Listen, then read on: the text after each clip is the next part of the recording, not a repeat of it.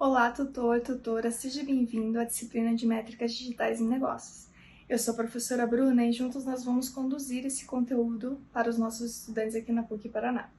Para iniciar, essa disciplina ela é considerada uma das fundamentais do curso. Então, ao transitar pelo material, você vai verificar que eu busquei mastigar bem o conteúdo, digerir bastante, trazer bastantes conceitos, fornecer bastantes exemplos. Então, a gente teve esse cuidado. Por quê? Porque quando o estudante ele se depara com o nome Métricas Digitais em Negócios, aqueles que não têm tanta familiaridade assim com números, eles podem apresentar uma certa resistência. Então, o nosso objetivo foi fazer com que eles percam esse medo, né? Eles entendam que os dados, eles não são para complicar a nossa vida, eles são uma forma de representação da realidade. Então, quando você for verificar os materiais, você pode verificar isso. E se vierem, né, no começo pode ser que eles manifestem uma certa dificuldade ou um certo anseio no decorrer da disciplina, você pode mostrar isso para eles, ok? Agora com relação à estrutura da disciplina, eu busquei separar a disciplina em 4 grandes blocos, né? Então, no primeiro bloco, que compreendem as 3 primeiras aulas, nós vamos falar bastante sobre conceitos fundamentais. Então, o que são dados, para que são utilizados. Então, nesse quesito, é importante você ressaltar com eles que os dados eles só são uma forma de representar a realidade. Então, eles têm as suas capacidades e eles também têm suas limitações. É como se nós pegássemos várias lentes e colocássemos para ver vários pedacinhos diferentes, né? Então, o composto, né, desses dados, né, o conjunto desses dados é o que vai fazer com que eu tenha a melhor imagem da realidade.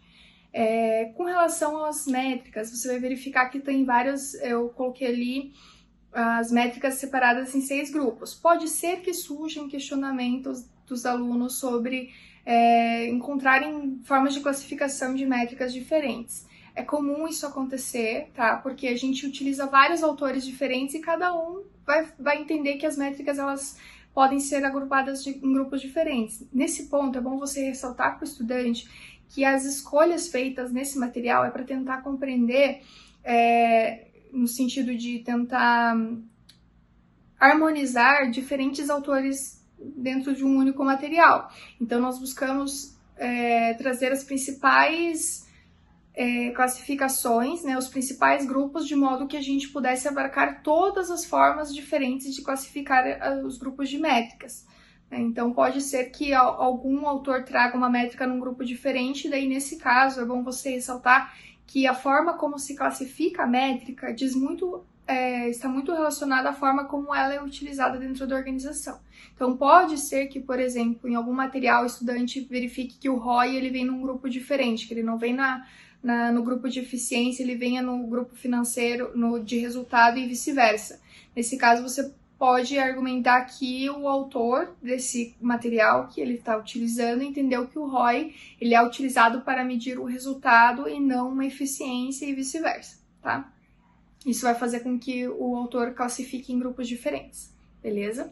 Aí a gente também trouxe outros conceitos como KPI, OKR, tudo diz respeito a como a métrica é utilizada. Então, tudo vai circular em torno do aspecto principal, cerne da disciplina, que é métricas. Entretanto, né, algo que a gente precisa entender e que as empresas praticam um pouco, né, alguns gurus do marketing acabam não evidenciando isso, é que não adianta a gente buscar entender como as métricas funcionam, querer medir tudo dentro da organização e deixar esses dados parados, ou não revisá-los, né, verificar se realmente eles são relevantes, se eles realmente estão conversando com os objetivos organizacionais. Então, a gente vai trazer nos blocos seguintes, que seria esse segundo momento da disciplina, falar sobre o processo de gestão de dados. Nesse processo de gestão de dados, a gente vai falar bastante sobre qualidade, sobre confiabilidade, o processo de coleta, de armazenamento de dados. A gente vai focar um pouco menos na análise de dados, ela vai vir mais na videoaula da segunda parte, né, desse bloco. mas a gente fala sobre todo esse processo, todas as etapas desse processo. Nesse momento, é bom você ressaltar com o estudante que esse processo ele não é um processo com começo, meio e fim, ele não termina nele mesmo. Ele é um movimento cíclico, ou seja, quando a empresa termina lá nos resultados de uma decisão baseada nos dados da organização, ela precisa utilizar esse resultado como input para iniciar o processo novamente. Por que isso é importante? Porque o nosso ambiente, onde a empresa está inserida, não é algo estático, né? É um ambiente dinâmico, ele se movimenta, as realidades se alteram. Então é importante que a empresa tenha essa prática de sempre estar revisitando suas métricas. Entender que esse é um processo cíclico, não é porque uma decisão foi tomada que ela vai se manter boa, ela vai se manter relevante dentro da organização. As coisas mudam, então a gente precisa mudar e esse processo precisa iniciar novamente. Beleza, essa é a segunda parte. Na terceira parte, a gente vai falar sobre o uso da inteligência artificial na disciplina de métricas digitais em negócios. Nesse caso, eu busquei, eu tomei o cuidado de trazer tanto como as empresas têm praticado, como as empresas têm utilizado de maneira um pouco mais massiva a inteligência artificial dentro da organização. Então, é o primeiro bloco ali de uso, se você estiver ali me acompanhando pelo material. E no segundo bloco a gente traz sobre tendências, então são práticas incipientes ou até algumas conjecturas de teóricos e praticantes do que poderia ser um mundo ideal, um uso um pouco mais intensivo da inteligência artificial nas métricas digitais em negócios. E por fim, esses dados também não podem ficar parados dentro da organização, a gente precisa comunicá-los, a gente precisa transformá-los em algo mais palatável. Quando a gente vai, como um gestor de dados, por exemplo, vai fazer todo esse processo e ele precisa reportar isso para o seu gestor, é inútil ele enviar um monte de planilhas, um monte de números, informações desconexas.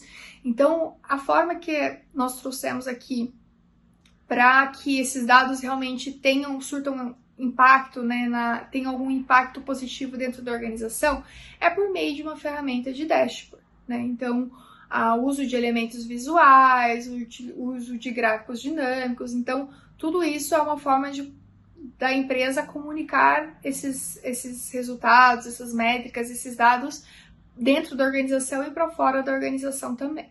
Beleza? Então é isso, eu espero que você tenha uma condução tranquila da disciplina. Se você tiver alguma dúvida, você pode entrar em contato pelos meios da instituição da PUC Paraná, ou também, se você preferir, você pode também me contactar pelas redes sociais, se você apresenta primeiro, é claro, mas estarei te atendendo com o maior prazer.